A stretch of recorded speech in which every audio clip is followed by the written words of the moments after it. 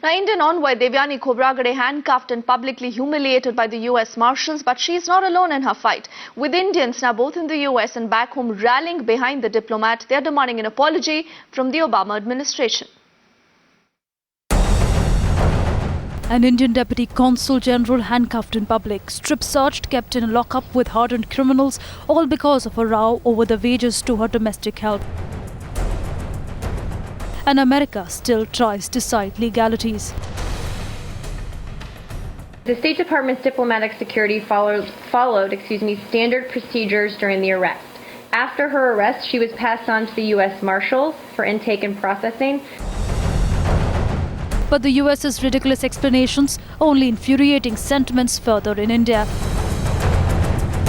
The person of the officer being subjected to that form of indignity is for us completely unacceptable. US में जो हमारे एक Indian diplomat के साथ जिस प्रकार की हरकत हुई है उसकी भारतीय जनता पार्टी निंदा करती है. But this isn't the first time the US has crossed the line, violating the Vienna Convention openly, disregarding diplomatic protocol.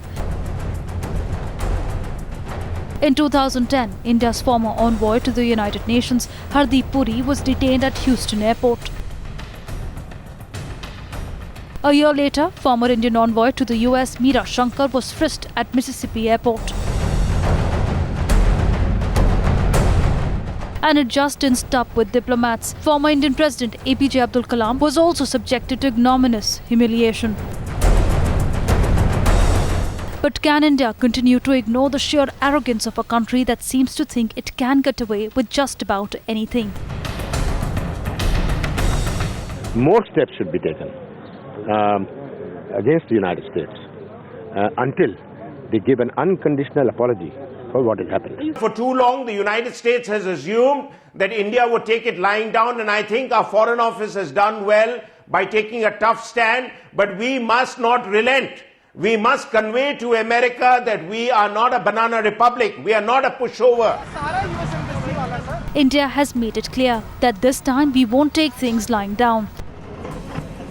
Barricades outside the US Embassy in Delhi have already been pulled down, and all diplomatic benefits offered are being revoked. But is this enough? My daughter back, she has not done anything, and she went there at your instruction. She was working for you. You can't treat my daughter like this. The question remains, will India exert enough diplomatic pressure to ensure that the US President Barack Obama himself steps in and tenders an unconditional apology for the unforgiving treatment meted out to Devyani Khobragade? Bureau Report, Times Now.